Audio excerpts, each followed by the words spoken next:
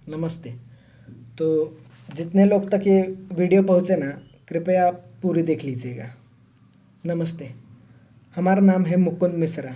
हम मुंबई के आईसीएसटी कॉलेज के इंजीनियरिंग के दूसरे साल में हैं। यहाँ पर पनवेल में एज ए पेइंग गेस्ट रहते हैं। और मतलब ये हमारे ज़िंदगी का फर्स्ट वीडियो है। मतलब 19 बार रीटेक दे चुके हैं, ज़रा कॉन्फिडेंस ला रहे थे। वैसे हम यूपी से हैं। यूपी के जौनपुर ज़िले में हमारा गांव है। और हमारे पिताजी मनोहर लाल मिश्रा हमारे गांव की पाठशाला के हेडमास्टर, मतलब गांव के सबसे पढ़े लिखे आदमी। अब हमारे पिताजी ना हमें भी खुद की तरह ऐसा पढ़ा लिखा नवाब बनाना चाहते थे, इसलिए यहाँ भेज दिए। अब बचपन में ना हम फैन देखकर बोले थे कि बड़े होकर हम मशीन बनाएंगे। अब साला छोटे बच्चे को थोड़ी पता होता है कि उसको सिर्फ मशीन बनाने के लिए MIT, VIT, BITSAT, JEE Main, JEE advance ये सब देना पड़ता है। अब छोटा बच्चा था, गलती से बोल दिया। अब उसी गलती की सज़ा हम रोज़ ही काट रहे हैं। उसके बाद ना हमारे पिताजी हमको रोज़ सुबह कहते, उठ जाओ हमारे मैकेनिकल इंजीनियर, हमें गांव का कल बदलना है। पूरे गांव में ढिंडोरा पिटवा दिए थे कि हमारा बच्चा इस गांव का फर्स्ट इंजीनियर बनेगा। अब साला इस मोड़ पे पहुंच गए थे ना कि हम मना भी नहीं कर सकते थे कि पिताजी हमको इंजीनियरिंग नहीं करना। मतलब पिताजी की इज्जत चली जाती थी। हमको हमको क्रिकेट बहुत अच्छा लगता था, कहीं और ज़्यादा अच्छा ना लगने लगे इसलिए छोड़ दिए। उसके बाद हमारे पिताजी हमसे कहे कि बेटा अगर ज़िंदगी में तरक्की करनी है ना तो ये गांव के दोस्तों के साथ घूमना फिरना ये बंद कर दो।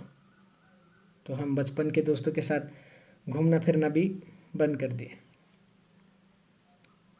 हमको याद है हम 10वीं का पड़ाव बहुत ही ज़ोर से पार किए थे।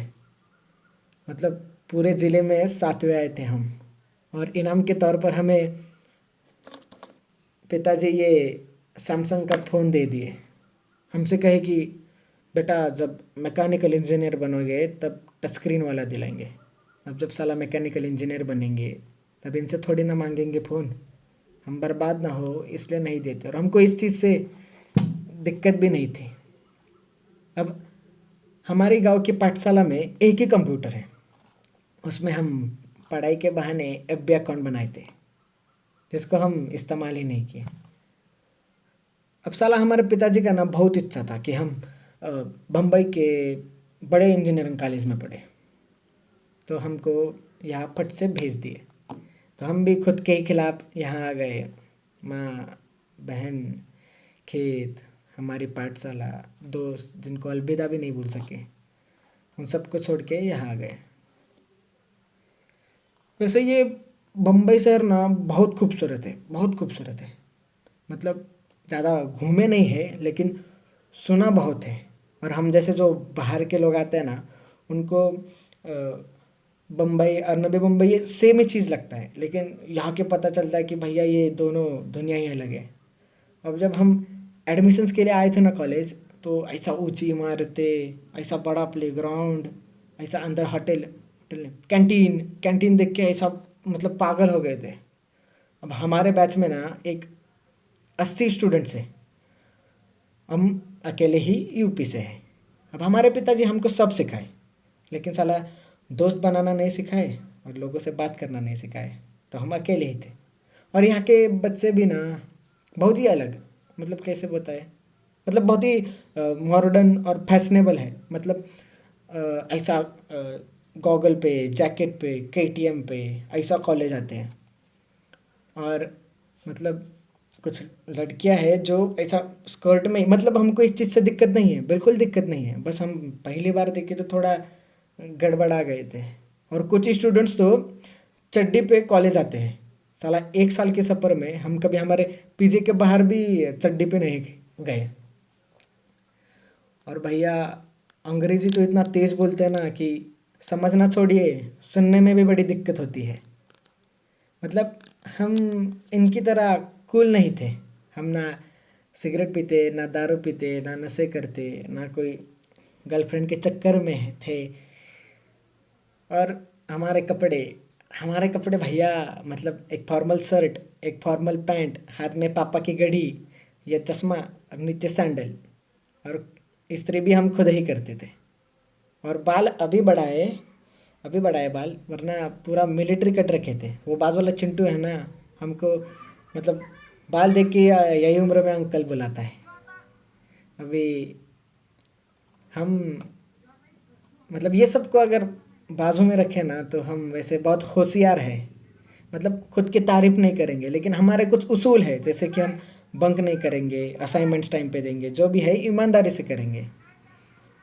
अभी 2-3 महीने पहले का बात है, हमारा सेम 2 का एग्ज़ाम्स पास में आ रहा था। तो धीरे धीरे सब हमारे साथ ऐसा ही हाय बाय बोलने लगे, हमारे साथ बात करने लगे, हमारे मतलब फर्स्ट बेंच में बाजू में बैठने लगे। हमको बोले कि हमको मतलब कैंटीन घुमाए, हमको प्लेग्राउंड घुमाए, हमको मॉल घुमाए, हमको चीज़ फ्रैंकी, सैंडविच, मतलब बहुत नाम याद नहीं आ रहे, लेकिन बहुत बहुत कुछ खिलाए। और हम उनको मतलब जितने भी पढ़ाए उसके नोट्स देते, फिर उनको लाइब्रेरी में लेक्चर देते। और मतलब साला इतना कॉन्फिडेंट हम कभी ज़िंदगी में फील नहीं किए थे।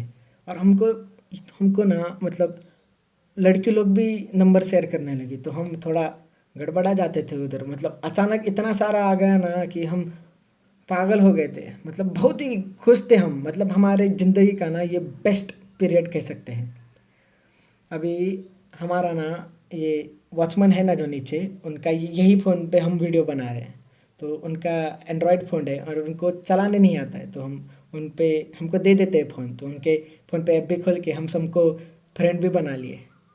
तो हमारा ना 2 पेपर अच्छे से हो गए, हम धम धम सबको पेपर दिखाए, सबको आंसर्स बताए। तो क्या हुआ ना कि ये कोरोना की वजह से जो बाकी का पेपर था वो कैंसिल हो गया। तो उसके बाद ना जैसा कोरोना हुआ, लॉकडाउन हुआ तो सब अपने अपने घर में। तो हमको साला सबका टेक्स्ट आना बंद, ना हमको किसी का कॉल आता। अगर हम सामने से भी करें तो भी कोई उठाता नहीं या कोई रिस्पॉन्ड नहीं करता। हमको एक एक लड़की का मैसेज आया था कि thank you Mukund for your help, means a lot. तो हम कहे कि you are welcome, how are you. तो उसका भी रिप्लाई नहीं आया। हम सोचे कि हम ऐसा क्या कर दिए, कुछ गलत बोल दिए क्या किसी को। अभी तो हम सोचे कि साला हम कूल बनने के लिए ना फेसबुक पर मीम्स सबको शेयर करते हैं, तो सबका रिएक्शन तो आएगा। लेकिन उधर भी कोई किसी का रिएक्शन नहीं आया। मतलब हम बहुत कोशिश कर रहे थे बात करने का। हम मतलब अभी एक अकेला इंसान घर में पढ़ेगा भी कितना। हम ना गेम खेल सकते थे, ना पिक्चर देख सकते थे, ना किसी से मतलब घूमने के लिए बाहर जा सकते थे।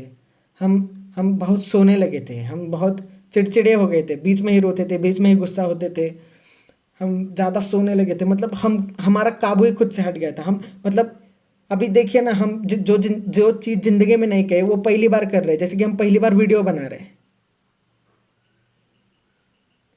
हम पिताजी को बोलने का भी कोशिश किए कि पिताजी हमको ठीक नहीं लग रहा है। हम मतलब थोड़े गुस्सा हो रहे, थोड़े ज़्यादा रो रहे, या हम बहुत अकेला महसूस कर रहे हैं।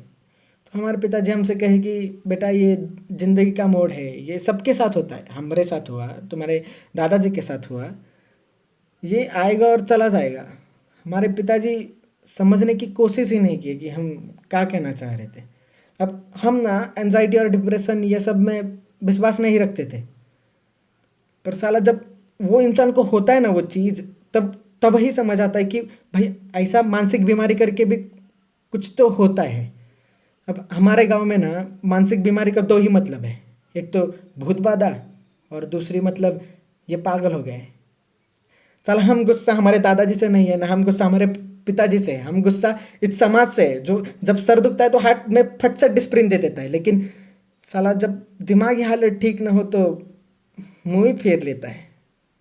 अब साला परसों का ये बात है, हम उसी उम्मीद में फ़ोन लिए थे कि हम देखने की फेसबुक पे हमको गलती से किसी का मैसेज आया रहेगा।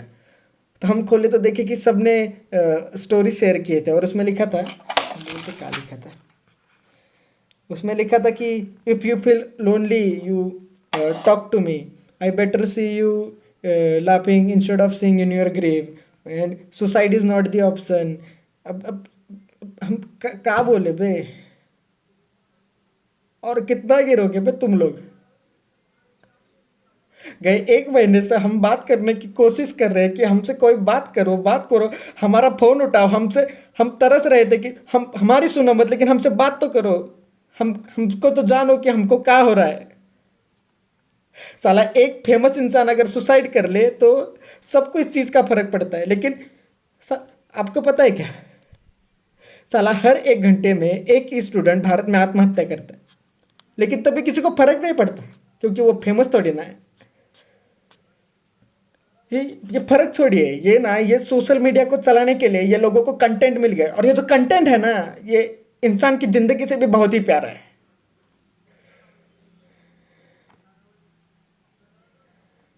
अभी 2-3 हफ्ते और गए ना, किसी को कुछ फर्क नहीं पड़ेगा, क्या एंजाइटी और क्या डिप्रेशन। साला वो दर्द ही बहुत अलग होता है जब दर्द बांटने के लिए भी कोई नहीं होता। अब हम यही कहना चाहते हैं कि अगर ये सोशल मीडिया की दुनिया से निकले और आजू बाजू देखे कि लोग रुके आपसे आपसे बात करने के लिए तरस रहे अकेले, तो उनसे बात कीजिए, उनको ऐसा मुंह मत फेरिए।